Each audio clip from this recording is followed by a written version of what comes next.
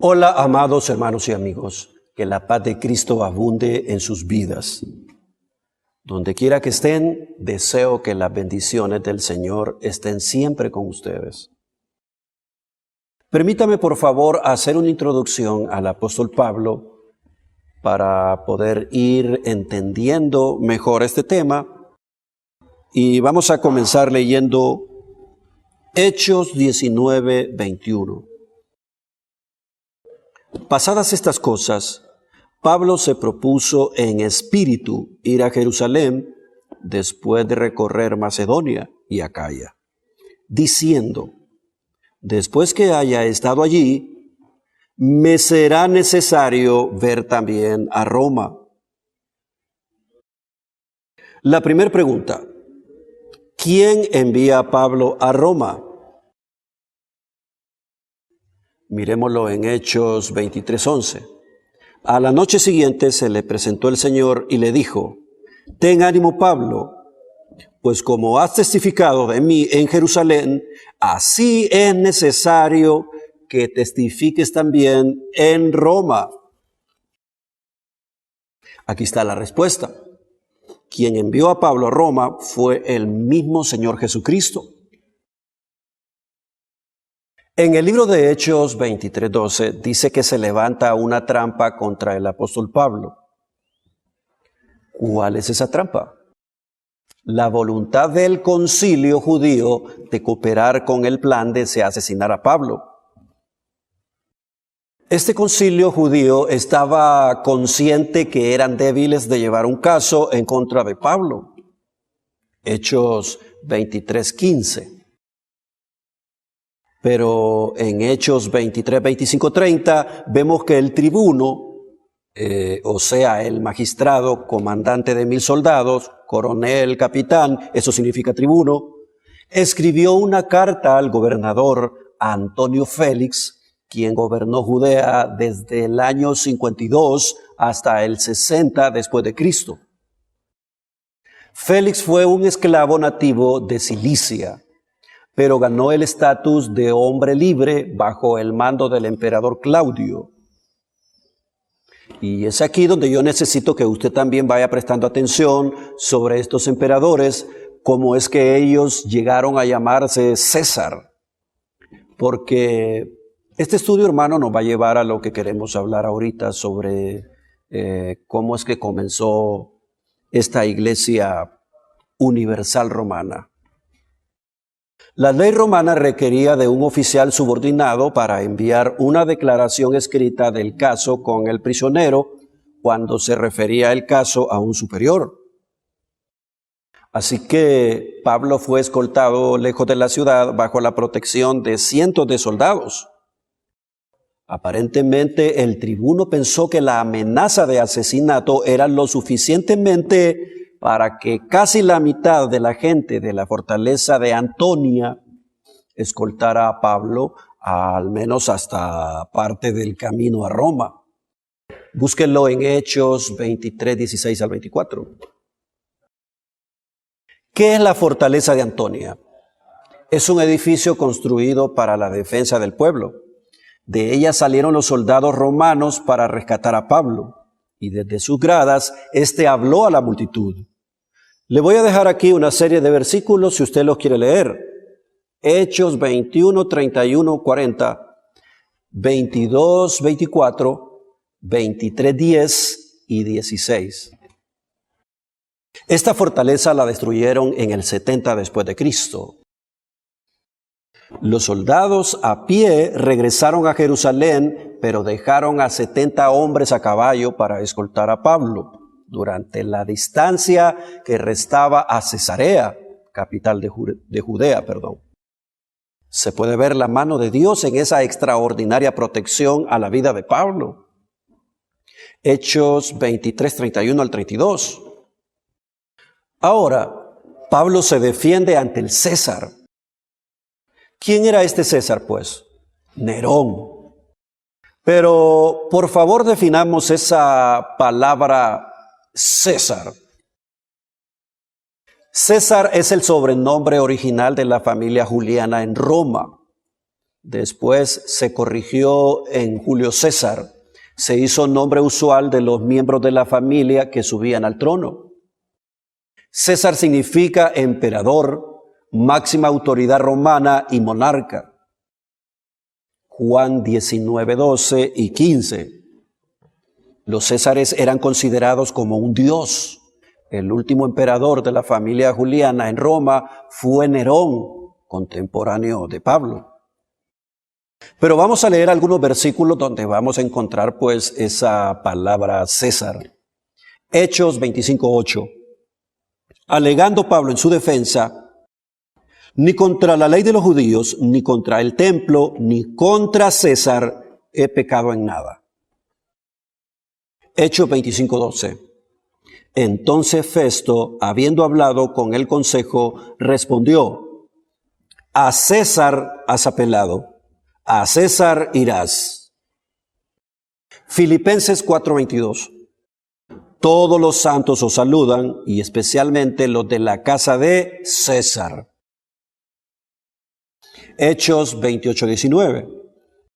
Pero poniéndose los judíos, me vi obligado a apelar, o sea, a recurrir a César, no porque tenga de qué acusar a mi nación. Preguntémonos, ¿quién es este César al que se dirigía Pablo? Este César era Nerón. Vamos a leer un poco de él. No porque el mensaje esté centrado en Nerón, sino para conocer la historia de los Césares y hasta dónde ha llegado a ser tan poderoso este imperio. Persecución bajo el emperador Nerón. Nerón era el quinto emperador de Roma, del 54 al 68 después de Cristo.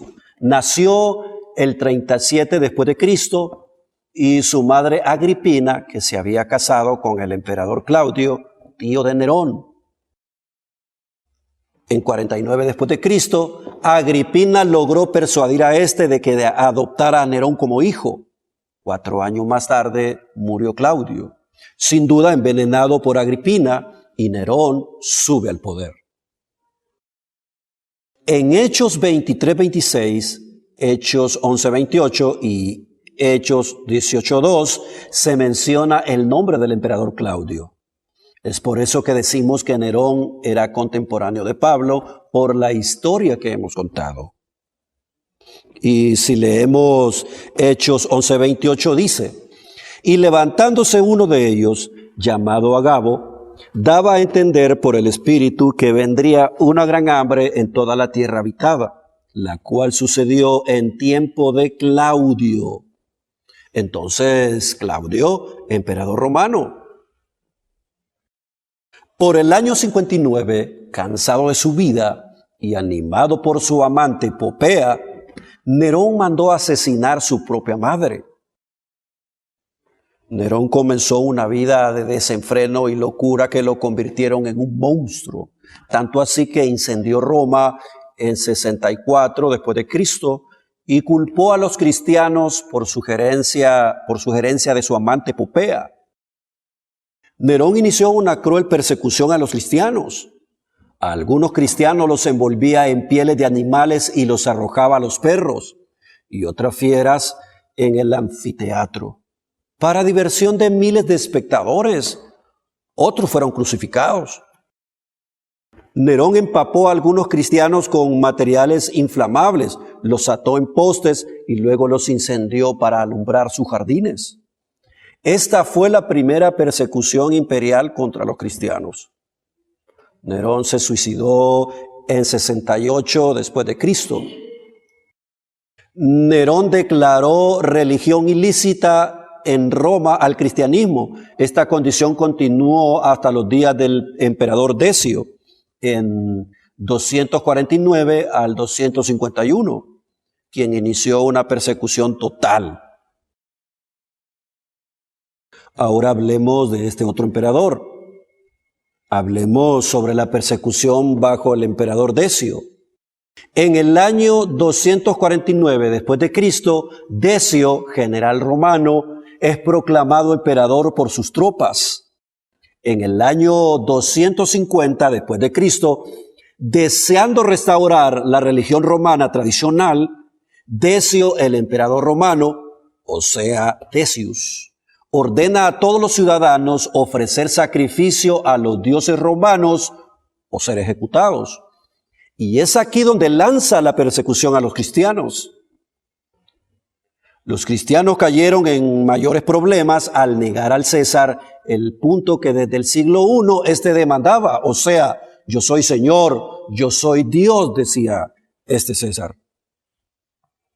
En el año 251 después de Cristo, la persecución concluye cuando Decio muere en batalla. Ahora hablemos sobre la persecución bajo el emperador Diocleciano, emperador de Roma en el 284 al 305. Nació de padres de humildes recursos en Dalmacia. Ahora Dalmacia es parte de Yugoslavia. Diocles cambió su nombre por el de Diocleciano cuando llegó a ser emperador.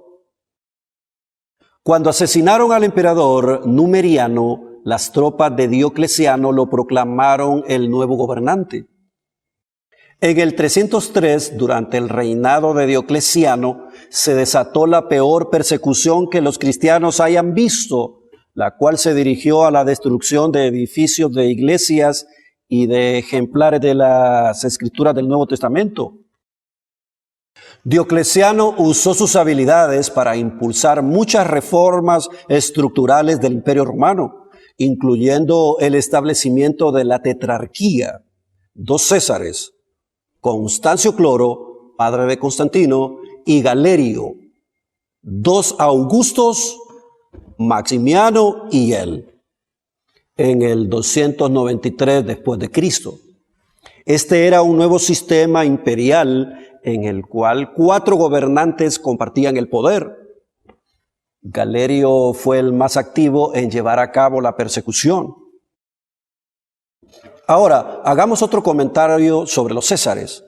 Los césares romanos, para aumentar su poder y control sobre la gente, tomaban el título no solo de emperador, sino que los césares romanos se distribuyeron el título de Pontífice Máximo.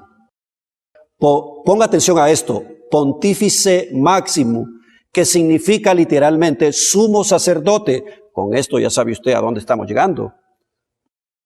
Los césares romanos se convirtieron así no solo en los jefes del gobierno político, sino también en jefes de la religión de la madre y de su hijo. Unieron la autoridad política con la religión, lo cual Dios había prohibido estrictamente desde el principio de la civilización humana. Jesús dijo: dad al César lo que es de César y a Dios lo que es de Dios.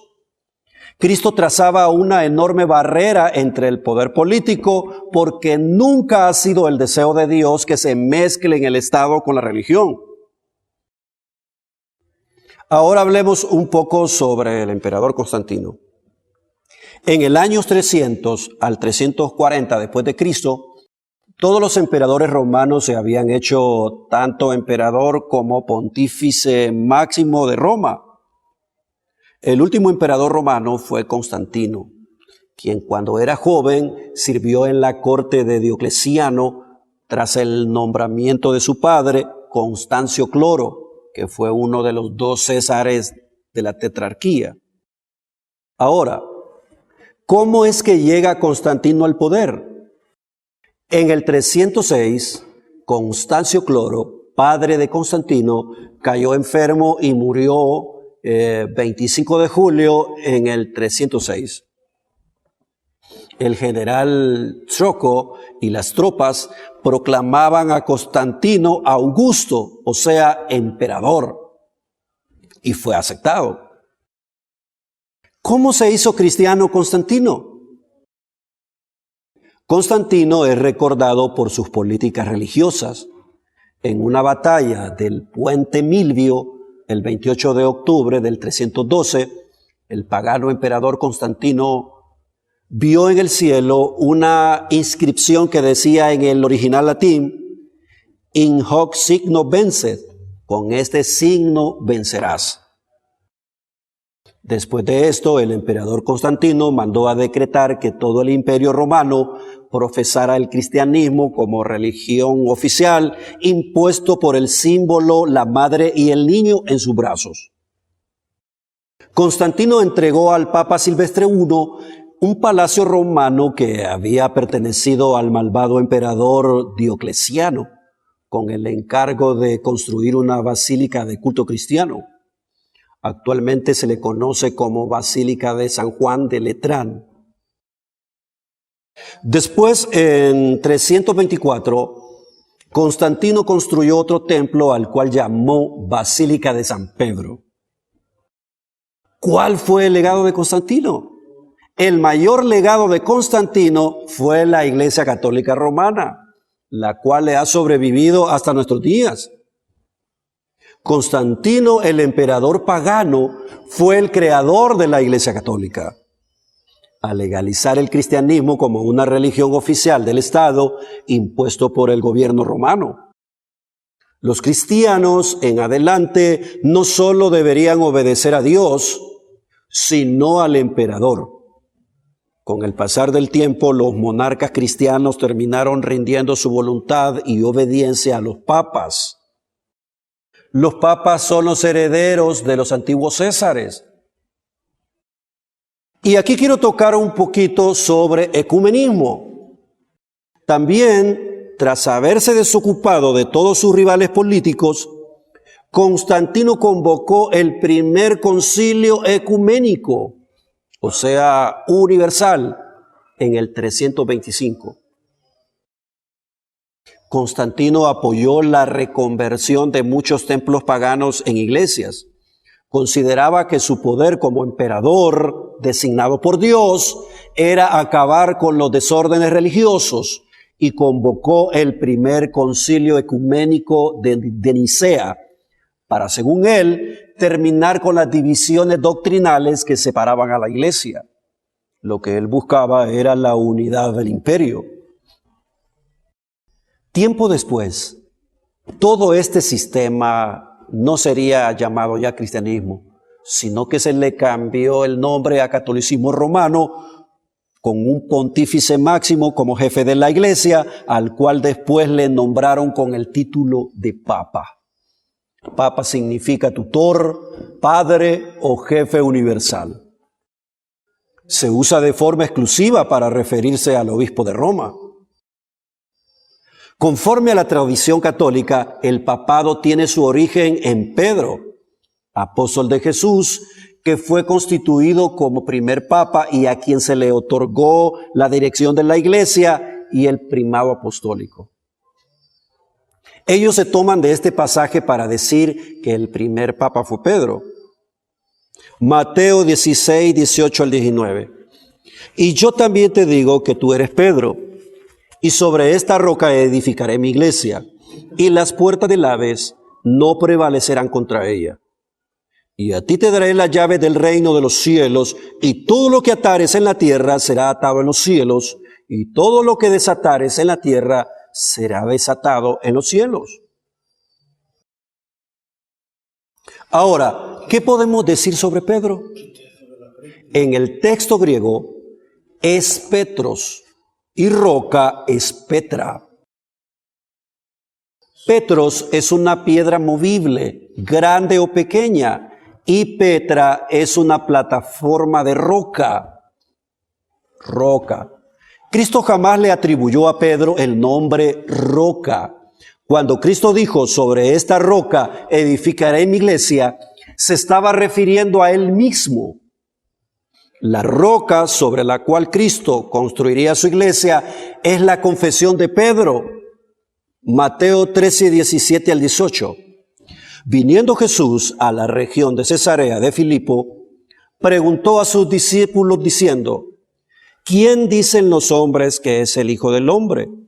Ellos dijeron, unos Juan el Bautista, otros Elías y otros Jeremías o alguno de los profetas. Él les dijo, ¿y vosotros quién decís que soy yo? Respondiendo, Simón Pedro dijo, tú eres el Cristo, el Hijo del Dios viviente. Entonces le respondió Jesús, bienaventurado eres Simón, hijo de Jonás, porque no te lo reveló carne ni sangre, sino mi Padre que está en los cielos. Y yo también te digo que tú eres Pedro, y sobre esta roca edificaré mi iglesia. O sea, sobre esta Petra edificaré mi iglesia. Y las puertas del Hades no prevalecerán contra ella. El Espíritu Santo reveló a Pedro la verdadera identidad del Señor Jesús. El Hijo del Dios viviente se refiere a la deidad de Jesús como Dios. Pedro no es la roca es Cristo. La Biblia lo confirma y no puede contradecirse. Vamos a leer primero en el Antiguo Testamento. Éxodo 17:6. He aquí que yo estaré delante de ti sobre la peña en Horeb, y golpearás la peña y saldrá de ella agua y beberá el pueblo. Salmo 19:14. Sean gratos los dichos de mi boca y la meditación de mi corazón delante de ti, oh Jehová, roca mía y redentor mío. Salmos 42:9. Diré a Dios, roca mía, ¿por qué te has olvidado de mí? ¿Por qué andaré yo enlutado por la opresión del enemigo? Salmo 62:2. Él solamente es mi roca y mi salvación, es mi refugio, no resbalaré mucho. Entonces, Pablo lo confirma en el Nuevo Testamento también, 1 Corintios 10:4. Y todos bebieron la misma bebida espiritual porque bebían de la roca espiritual que los seguía. Y la roca, la Petra, era Cristo. Romanos 9:23, como está escrito, he aquí pongo en Sión piedra de tropiezo y roca de caída. El que creyere en él no será avergonzado.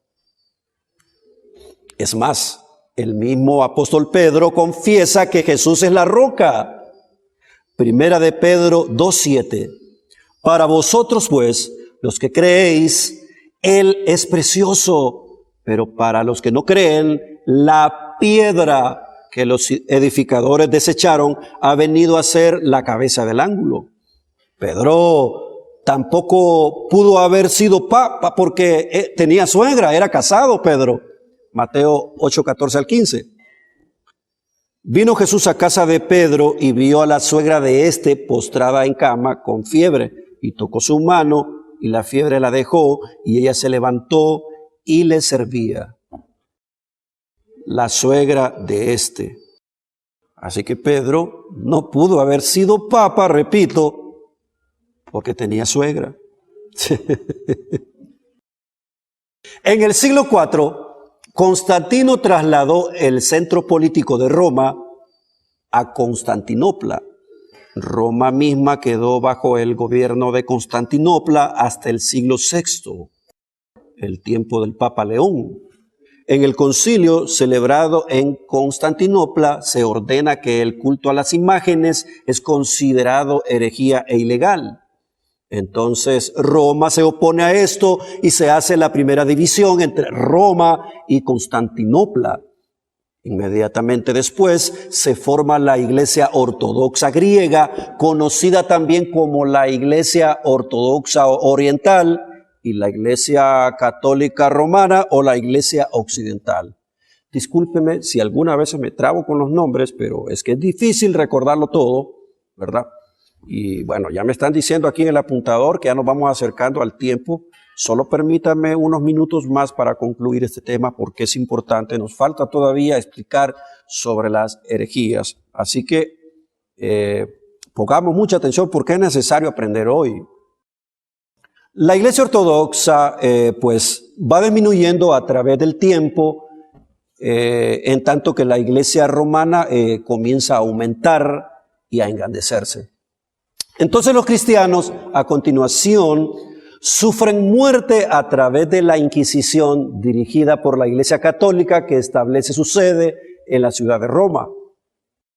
Preguntémonos, ¿cuáles son las características entre la Babilonia de Apocalipsis 17 y Roma? En el Antiguo Testamento existió una ciudad a la cual se le da el sobrenombre de mujer.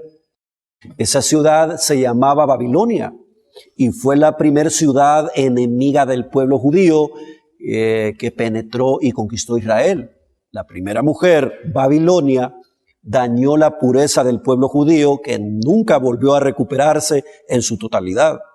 Segunda de Reyes 17, 28 al 41. Ahora, la Babilonia del Antiguo Testamento fue enjuiciada por el Señor. La segunda mujer hizo exactamente lo mismo, destruyó Jerusalén y es llamada Babilonia la Grande, la madre de las rameras.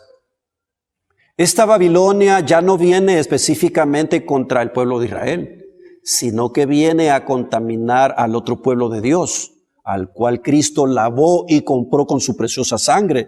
Este pueblo es su iglesia. Apocalipsis 17, 5 al 6. ¿Por qué se le compara a esta mujer con el mismo nombre de Babilonia? Porque es el mismo espíritu diabólico que operó en la antigua Babilonia y que hoy está operando en esta mujer, o sea, Roma. La iglesia de Roma, pues, la iglesia universal. La palabra Babilonia en el original significa confusión. Y Roma es el sistema más confundido del mundo entero en todas las religiones que existen. Roma mezcló la iglesia con el Estado, la iglesia con el mundo, la ley con la gracia, las tradiciones humanas con la Biblia, los paganos con los cristianos, el judaísmo con el cristianismo, las promesas de Dios con las promesas de los judíos, lo carnal con lo espiritual, lo terrenal con lo celestial, el infierno con el purgatorio, la salvación con las obras. Roma le ha hecho creer al mundo que ella es la representante de Jesucristo y matando en nombre de Dios. ¡Qué tremendo! ¿Cómo puede ser que una iglesia que dice ser la iglesia de Cristo persiga a los mismos cristianos?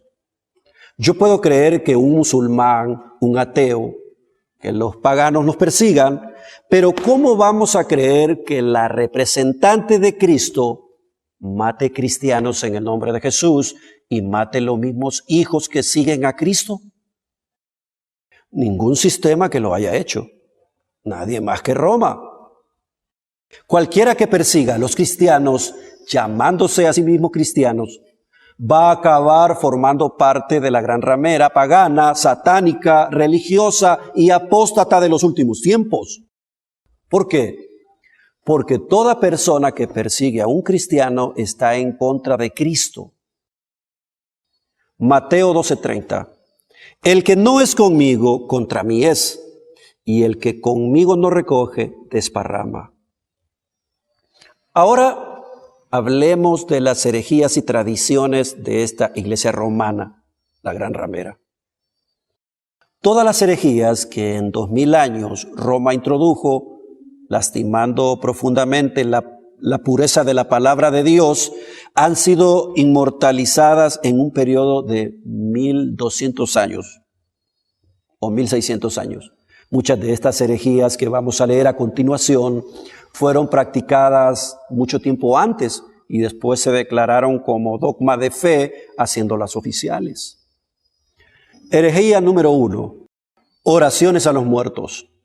Intercesión a favor de los muertos de misas gregorianas para reducir sus años en el purgatorio. Se inició en el año 365 después de Cristo. La Biblia enseña totalmente lo contrario en Hebreos 9:27. Y de la manera que está establecido para los hombres que mueran una sola vez y después de esto el juicio. Herejía número 2. Las velas o luces de cera para alumbrar a los santos y a las imágenes. Se introdujo en el año 370 después de Cristo. Herejía número 3. La institución de la misa como un sacrificio por los vivos y por los muertos. Se inició en el 394 después de Cristo. Herejía número 4. Adoración a María y su nombramiento como Madre de Dios se llevó a cabo en el 381 después de Cristo. Esta herejía fue oficialmente adoptada por el Concilio Romano de Éfeso en el 431 después de Cristo. Herejía número 5. Las vestiduras de los sacerdotes debían de ser diferentes a las de los laicos. Los sacerdotes, dijo el pontífice romano, debían vestirse togas blancas, ponerse un cordón alrededor y vestirse igual que los sacerdotes del orden levítico del Antiguo Testamento. Esto fue impuesto en el año 500 después de Cristo. Herejía número 6. La doctrina del purgatorio fue establecida por el Papa Gregorio el Grande, año 593 después de Cristo. La Biblia solo enseña 2 lugares después de la muerte: el cielo o el infierno. Apocalipsis 21:8. Pero los cobardes e incrédulos, los abominables y homicidas, los fornicarios y hechiceros, los idólatras y todos los mentirosos tendrán su parte en el lago que arde con fuego y azufre, que es la muerte segunda. También puedes leer Apocalipsis 20:11 al 15. Herejía número 7. El uso del latín para celebrar la misa y la adoración en las iglesias fue establecido por el Papa Gregorio el Grande, año 600 después de Cristo. Herejía número 8. Las oraciones dirigidas a María y a cualquier santo. San Martín de Porres, San Gregorio, San Cristóbal, etc. Fueron introducidos en el año 600 después de Cristo. Dios nunca jamás nombró a una persona intercesora más que su Hijo Jesucristo entre Dios y los hombres. Hechos 4:12. Y en ningún otro hay salvación, porque no hay otro nombre bajo en el cielo dado a los hombres en que podamos ser salvos. Primera Timoteo 2:5. Porque hay un solo Dios y un solo mediador entre Dios y los hombres, Jesucristo hombre. Herejía número 9. El título de Papa o Padre Universal. Se le dio oficialmente al obispo de Roma por primera vez en el año 600 después de Cristo. Jesús jamás nombró a ninguno de sus apóstoles como sucesores, ni menos a Pedro. Además lo prohibió en Lucas 22:24 al 26, Efesios 1:22 al 23, Colosenses 1:18, 1 Corintios 3:11. Herejía número 10. Besarle la mano al Papa y a todos los sacerdotes. Comenzó en el año 700 después de Cristo. Esta costumbre de besarle la mano al cura o al papa viene del paganismo del emperador romano y de sus súbditos. La Biblia prohíbe que se le bese la mano a ningún ser humano, y menos que se hinquen delante de él. Hechos 10:25 al 26, Apocalipsis 19:10, Apocalipsis 22:9. Herejía número 11, la adoración de la cruz. La adoración de las reliquias y de las imágenes, autorizada en el año 787 después de Cristo. Esta práctica se le llama en la Biblia panismo idolátrico puro y es severamente condenado en Éxodo 20:2 al 6, Salmo 115, Deuteronomio 27:15. Si a un caso me he equivocado con las citas, pues por eso las vamos poniendo aquí para que usted las corrija, porque es bastante contenido en el que tenemos que pensar, hermanos, y es bien difícil, ¿verdad? Entonces vamos por la herejía número 15, creo yo. El uso del agua bendita. Ellos santifican el agua, la ponen a la entrada de las iglesias para que la gente entre o moje la mano y hagan la señal de la cruz con esa agua. Y se enseña que les protege de todo mal. Esto fue autorizado en el año 850 después de Cristo. Ok. Ok, gracias hermanos. Vamos por la herejía. Estábamos hablando de la herejía número 12, la anterior. Ahora vamos por la herejía número 13. Entonces, esta es la adoración a los santos. Esto es cuando Roma declara a una persona sin mancha, pura, justificada y santificada por parte de la iglesia, no por Dios. Esto lo estableció el Papa Juan XV en el año 995 después de Cristo. La Biblia enseña que todos los cristianos, en el momento de nuestra conversión, somos santos ante los ojos de Dios. No hay ninguna organización que pueda adjudicarse la prerrogativa de declarar a una persona santa, porque eso solo se consigue mediante la sangre de Jesucristo derramada en el Calvario. Romanos 1:7, 1 Corintios 1:2 y Hebreos 10:10 y 14. Herejía número 14. El ayuno de los viernes, no comer carne y guardar la cuaresma. Se inventó en el año 998 después de Cristo por los papas que estaban interesados en la venta del pescado en Roma. La Biblia no enseña estas costumbres de origen pagano.